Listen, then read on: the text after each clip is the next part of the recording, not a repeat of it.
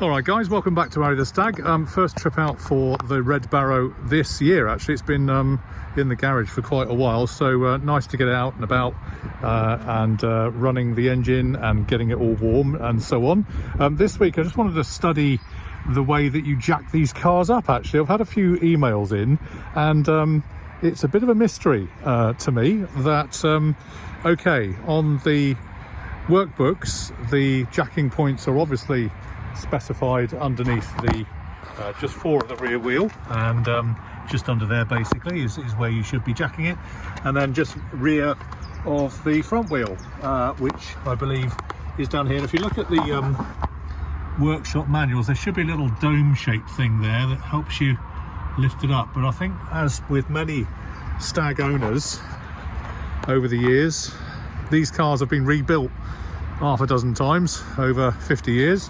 So consequently, I think a lot of those little bobbles have gone missing into which the lifting jack should engage. So I'm just putting it out there because someone, I think down in Australia, asked how the heck do you jack these cars up properly. Well, that's one thing, on each corner, four of the rear wheel and aft of the front wheel.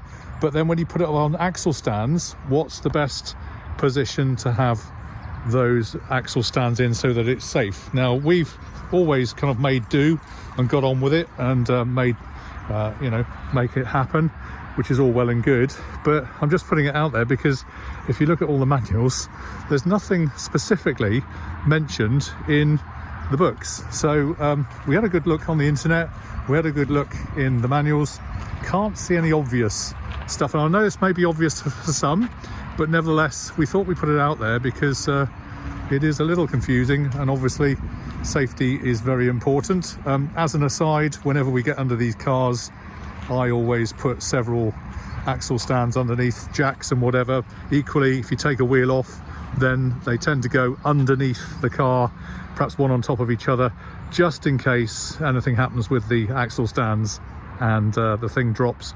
You've got a little survival space in there. As I say, this isn't absolutely 100% recommendation, but TR Tony's practical guide, if you will. But yeah, just put it out there, guys. If anybody knows the specifics or has got a data sheet or whatever they can send us, we'll put it out again on another video, because it is a safety thing, and it was raised a couple of weekends ago that this individual had tried, as we have since, to find out how these cars are supposed to be lifted up. Obviously, you've got the jacking points, as I mentioned, here and under here. If you look in the manual, there's supposed to be a little dome on the sill, but I can't see one on mine, so they've long since gone and been changed. That aside, where do you put the jacks underneath? Obviously you've got the chassis, you've got the diff, you've got various cross members and stuff, and we're all making do. But I just wondered if there was some official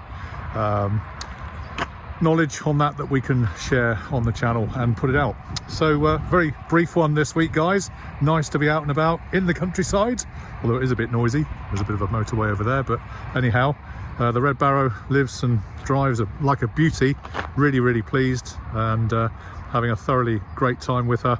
And doesn't she look good? I haven't tidied it up either, by the way, and one or two of you may have noticed I've got an issue with the rear bumper.